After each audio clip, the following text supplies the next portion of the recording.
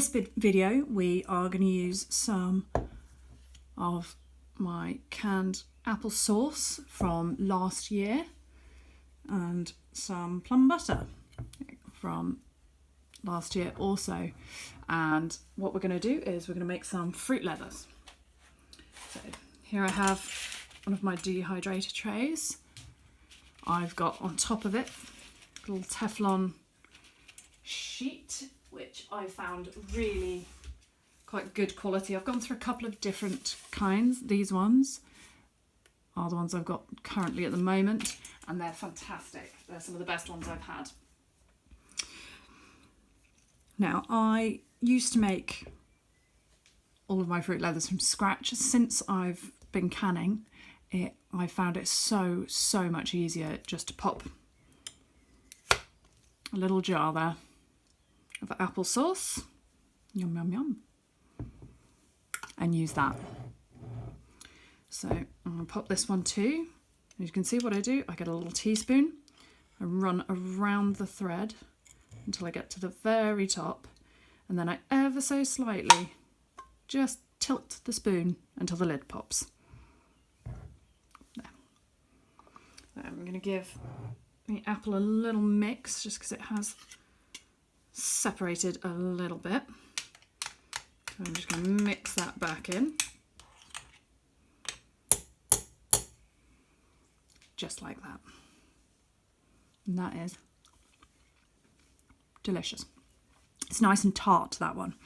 That was mostly cooking apples. They were slightly unripe, but it has come out with some really nice tart apple sauce. And so all we're going to do, whoop, went a little bit wrong, but we can rescue it. Just slopped out a little too thick there. So I'm actually going to use a spoon to drag that away from the edge. Spread that down. Now, I found in my stacking dehydrator I had to be very careful, and when I've made the purees myself I've had to be very careful about folding the edges up and doing things to keep it all on the tray, and using my apple sauce like this I find it sits very nicely and it doesn't need. Just level that out a little bit.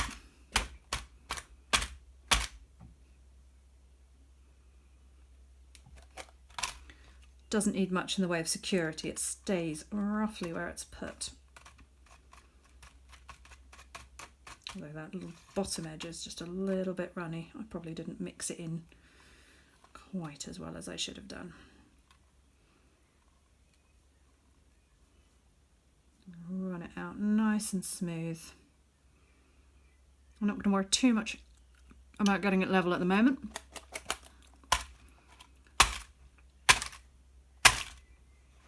Because I can give it a little bit of a shake like that and it's going to settle right into place.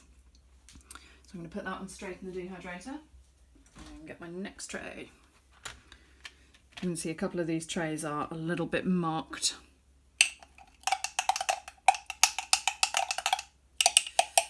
They are clean, but I do use them in the oven as well, so they get a little bit stained sometime. So I've mixed that in, that's coming out much better now.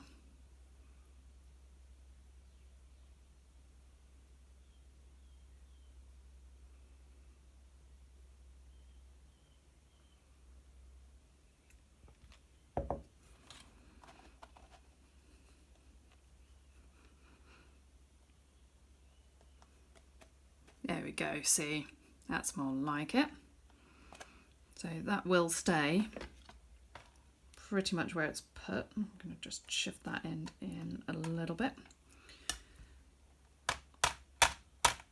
There we go, and that's going to produce a really nice thick sheet, and it's not going to run off.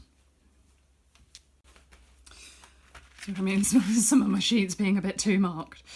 So that's almost all of the apple there, you can see. Now I'm going to use some plum. Give this a mix in as well.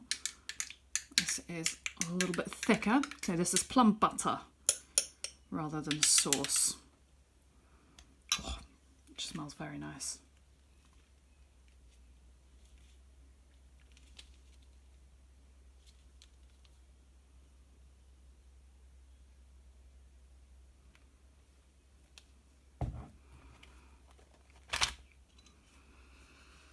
And because it's a little bit thicker, it's just going to need a little bit more help.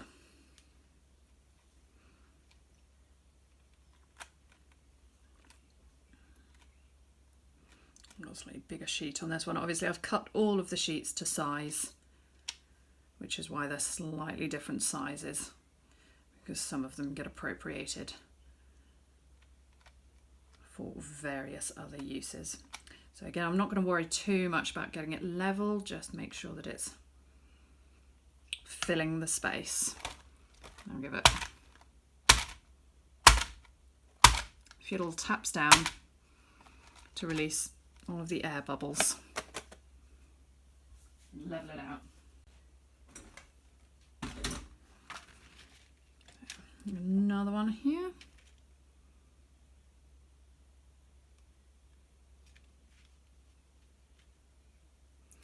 So what you don't want to do when you're doing the fruit leathers is you don't want them to come out too thin. I have done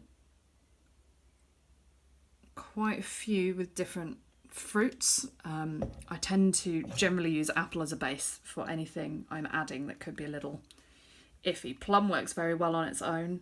Strawberries can work very well on their own if they've been pre-cooked especially.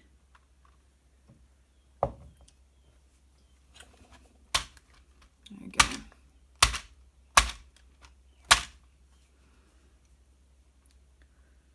Again, just because it's a little bit thicker, it needs a little bit more help here to just level out. But it will find its level quite soon.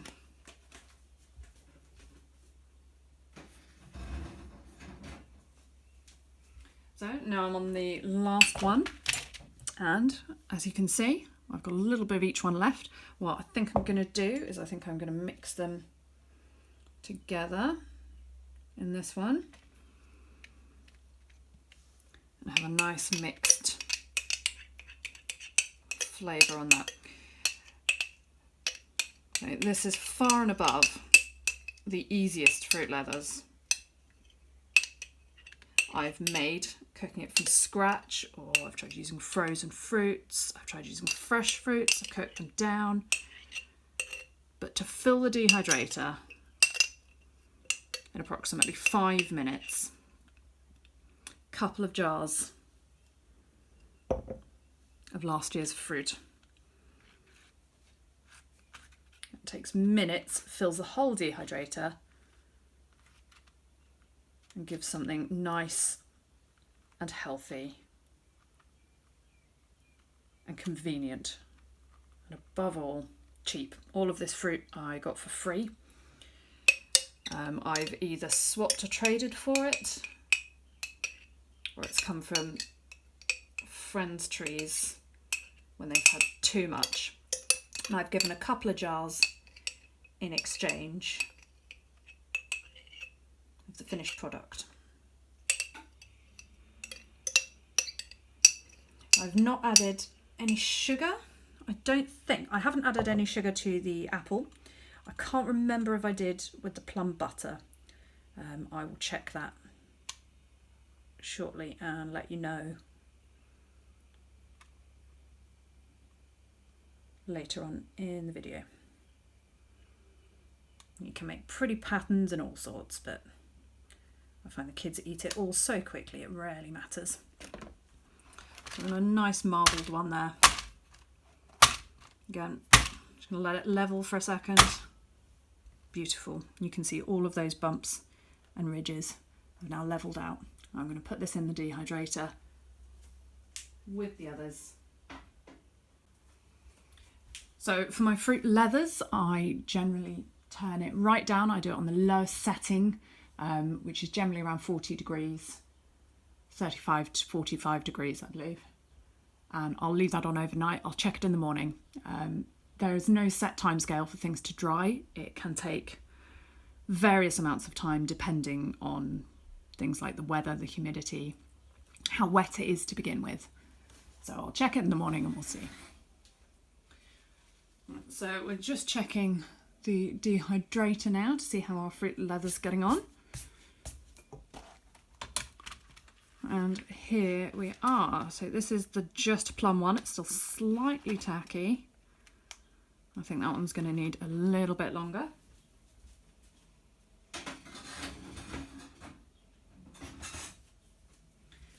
So that one was quite a bit thicker. So here's the first apple one that got a little messy, as you can see, which is going to make peeling it off slightly trickier. Because the edges are a little bit ragged. But as you can see, it's nice and, well, leathery all the way around. There we go. I'll just peel that off.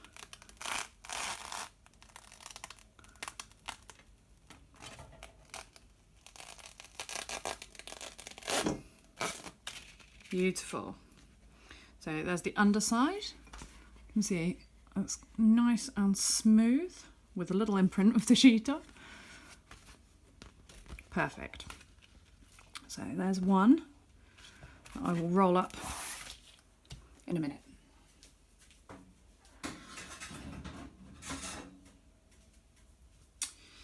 So this one is the mixed one that I did, where it's nice and marbled when I put it on. Ever so slightly tacky where the plum was quite thick, but as you can see, that's also dried nicely, comes straight off. So that's ready to wrap. Two now.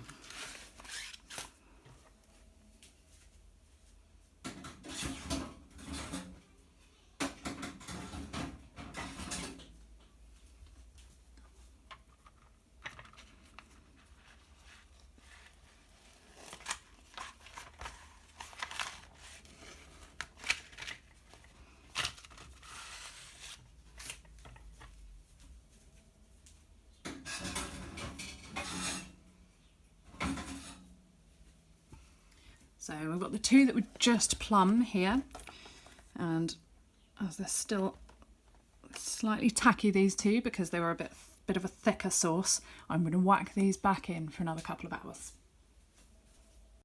So while those are back in, I'm going to wrap and roll. Apologies for the noise of the paper there. So I'll take that.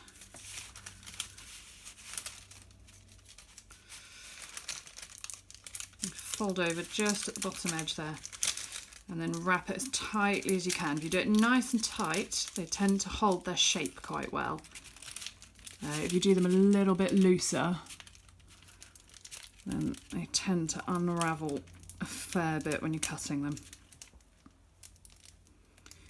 You need to leave a little bit of room at the top end as well, because it will shift up as you roll it. So pressing nice and firmly.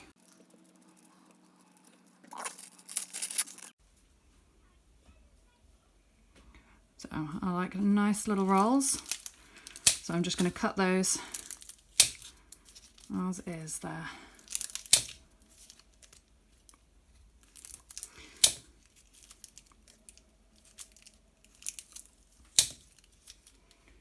I'll do the rest, and I store those then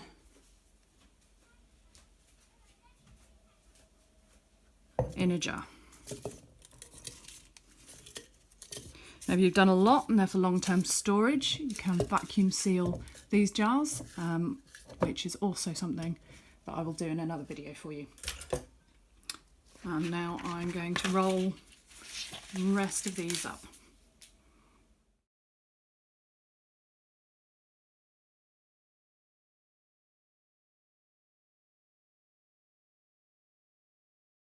And then I'll add those into my jar. So they've stayed pretty tightly rolled. Even I've not secured them with anything, but because I've kept them nice and tightly rolled.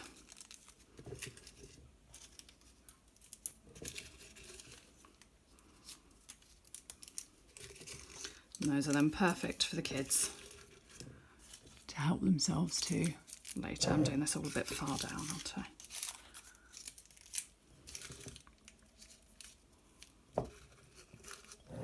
So, fruit leather rolls.